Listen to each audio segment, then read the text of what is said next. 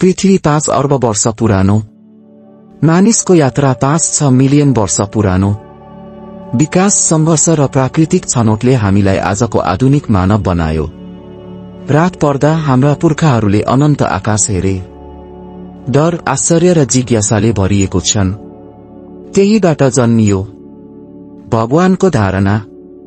तर प्रश्न अझै उही छ, के भगवान छन्? मानिसले सूर्य, चन्द्र, तारा, मूर्ति सबैमा शक्ति देख्यो। तर मेरो बुझाइ ब्रह्माण्ड संख्याले चल्छ। 0 1 अनन्त, यसैभित्र हाम्रो वास्तविकता बन्दिएको छ। अब भगवान कहाँ? सायद संकेतहरूमा। के तपाईले 11 11 12 12 जस्ता दोहोरिने नम्बर देख्नुहुन्छ?